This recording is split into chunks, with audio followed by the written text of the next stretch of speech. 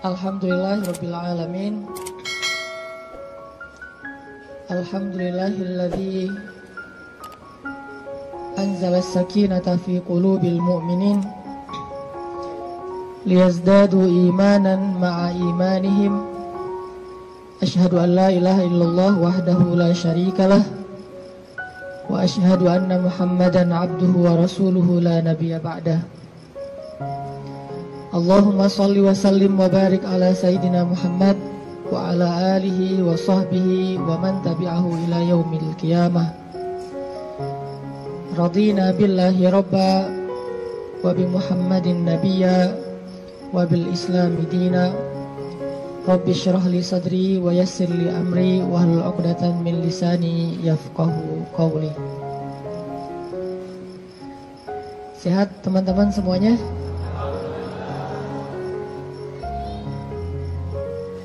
Kapan insyaallah? Akad maksudnya? Boleh saya tanya dulu, siapa yang baru nikah?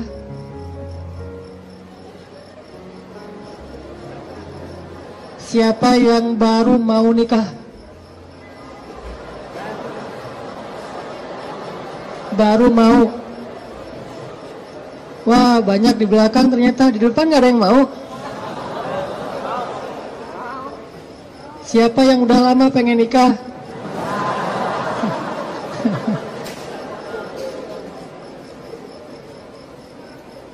Kalau nikah tuh jangan kepengen ya. Langsung datang aja. Ditolak, datang lagi, ditolak, datang lagi. Kayak Julaibib. Pantang menyerah. Kita hari ini bahas apa? Jangan salah fokus. Fokusnya tuh kalau di kamera yang otomatis itu adalah wajah ya. Jadi kan ada tuh kalau kita foto langsung nyari wajah. Kalau orangnya geser, fokusnya geser.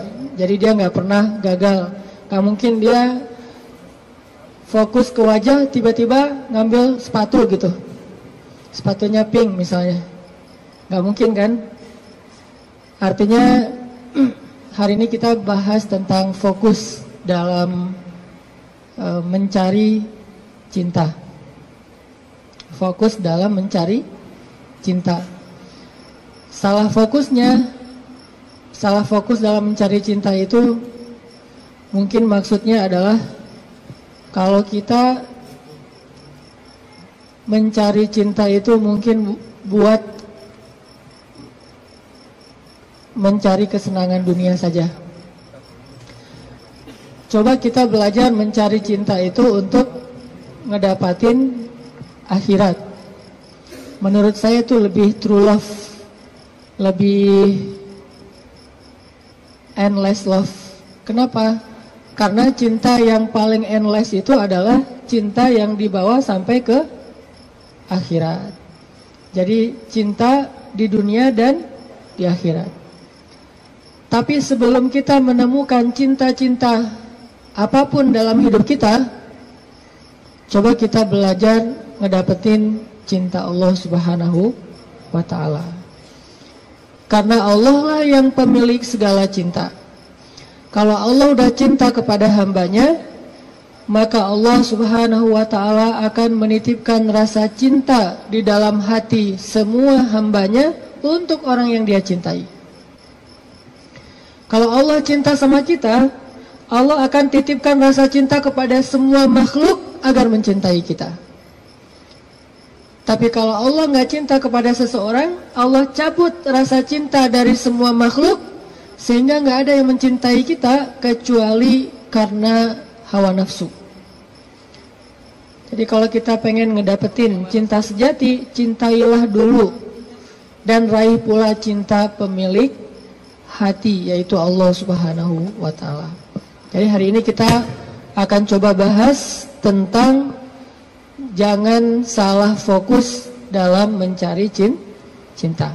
Oke, saya akan angkat kisah cinta Nabi Musa alaihissalam. Ada di surat apa teman-teman? Kisah cinta Nabi Musa? Nabi Musa pernah jatuh cinta? Pernah, kepada istrinya.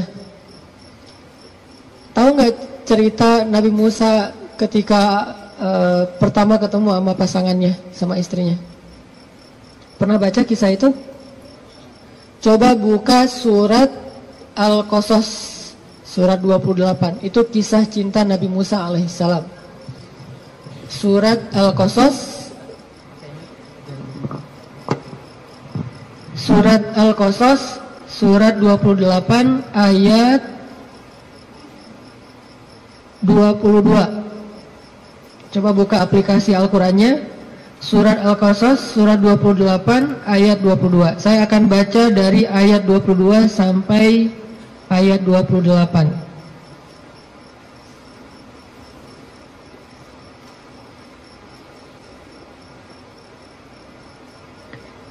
Surat Al-Qasas ayat 22 sampai 28. A'udzu billahi minasy syaithanir rajim. Bismillahirrahmanirrahim. Walamma tawajjaha tilqa'a Madyana qala 'asa rabbi an yahdiyani عسى ربي أن يهديني سواء السبيل ولما ورد ماء مدين وجد عليه أمة من الناس يسقون ووجد من دونهم امرأتين تذودان قال ما خطبكما قالتا لا نسقي حتى يصدر الرعاء وأبونا شيخ كبير فسقى لهما ثم تولى إلى الظل فقال رب إني لما أنزلت إلي من خير فقير فجاءته إحداهما تمشي على استحياء قالت إن أبي يدعوك ليجزيك أجر ما سقيت لنا فلما جاءه وقص عليه القصص قال لا تخف نجوت من القوم الظالمين قالت إحداهما يا أبت استأجره إن خير من استأجرت القوي الأمين قال إني أريد أن أنكحك إحدى ابنتي هاتين على أن تأجرني 8 حجج فإن أتممت 10 فمن عندك وما أريد أن أشق عليك ستجدني إن شاء الله من الصالحين قال ذلك بيني وبينك أيما الأجلين قضيت فلا عدوان علي والله على ما نقول وكيل. Dan ketika Musa menghadap ke arah negeri Madian ia berdoa, semoga Tuhanku membimbingku ke jalan yang benar. Lalu saat ia sampai di sebuah sumber air di negeri Madian itu, ia menjumpai di sana sekumpulan orang yang sedang memberi minum kepada ternaknya. Dan ia melihat di belakang orang banyak itu dua perempuan yang sedang menambat ternak mereka. Musa bertanya, apa yang kalian butuhkan? Kedua perempuan itu menjawab, kami tidak dapat memberi minuman ternak kami sebelum penggembala-penggembala itu memulangkan ternak mereka, sedangkan ayah kami adalah orang tua yang sudah lanjut usianya. Lalu Musa menolong mereka dengan memberi minuman ternak itu. Kemudian dia kembali ke tempat teduh lalu berdoa, ya Tuhanku, sesungguhnya aku sangat membutuhkan suatu kebaikan yang turun darimu kepadaku.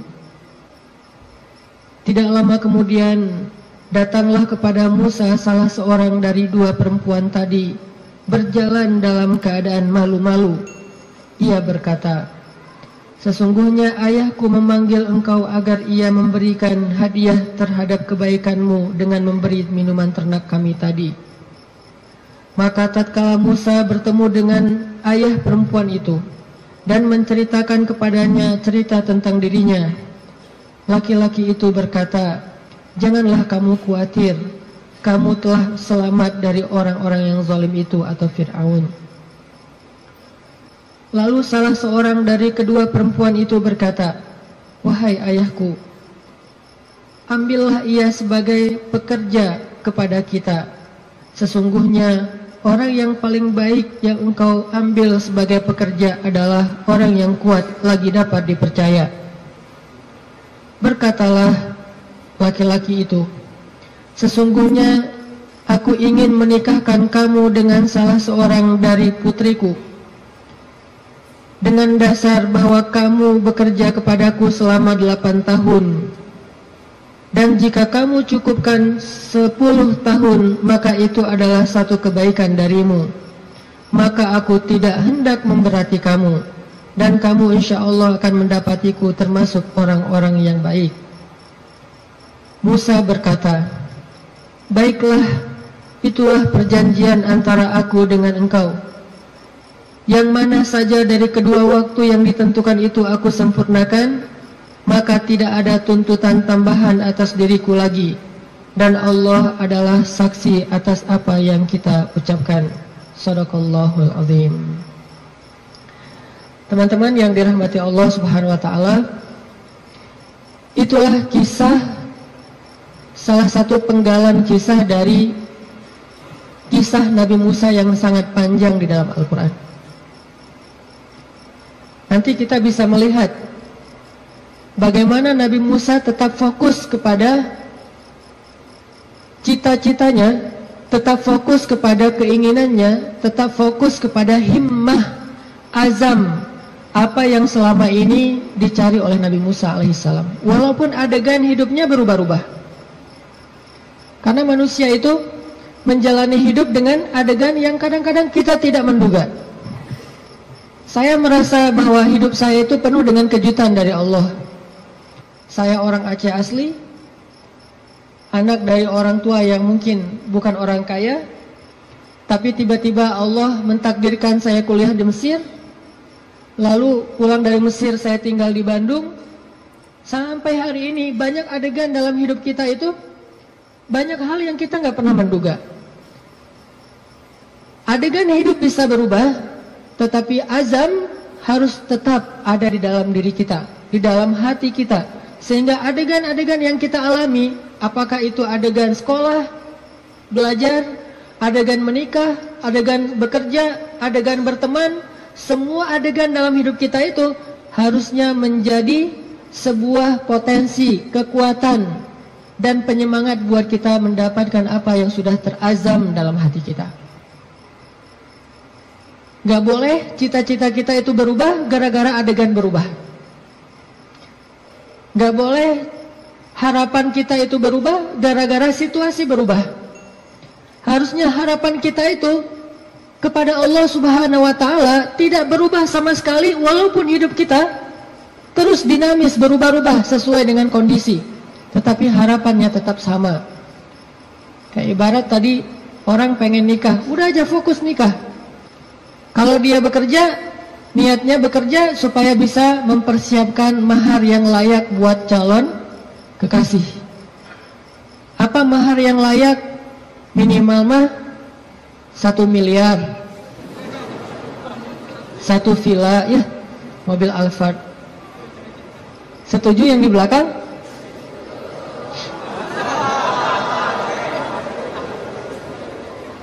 Kalau nggak sampai segitu pun minimal 1 motor, rumah kontrakan, sama pendapatan yang cukup untuk kita berdua. Yang saya sebut dengan cukup, kadang-kadang cukup itu lebih baik daripada lebih loh. Benar nggak? Cukup lebih baik daripada lebih. Kalau kita lebih, kita akan beli piring 2, gelas 2, tempat tidur 2. Nggak seru kan? Justru karena cukup, kita beli piring 1, makan sepiring berdua. Gelas 1, minum segelas berdua. Jadi nggak ada cerita gelas papa, gelas mama.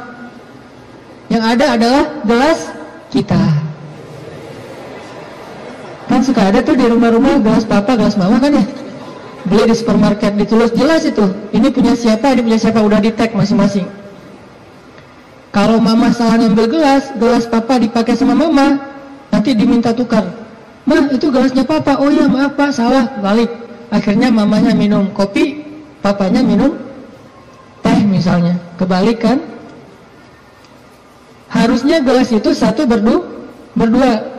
Tolong yang mau nikah ya, di rumah siapkan hanya 1 gelas. Sisanya dikotakin aja, kalau ada tamu baru dikeluarin. Yang kita pakai sehari-hari hanya 1 gelas. Itu cinta yang nyembah.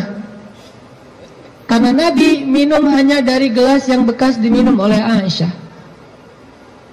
Kecuali kalau aku agak-agak susah ya. Kalau misalnya gelas, Nabi itu Aisyah minum, setelah selesai Aisyah minum, Nabi akan lihat mana bekas bibirnya Aisyah. Maka Nabi persis akan minum dari bekas bibirnya Aisyah. Masih mikir mau nikah? Kerja untuk mempersiapkan mahar yang layak, nafkah yang cukup. Sekolah untuk belajar bagaimana menjadi suami atau istri yang soleh-solehah. Jadi apapun adegannya, dia jadikan sebagai potensi, semangat, dan kebaikan untuk dia raih apa yang dia harapkan. Itulah Musa alaihissalam.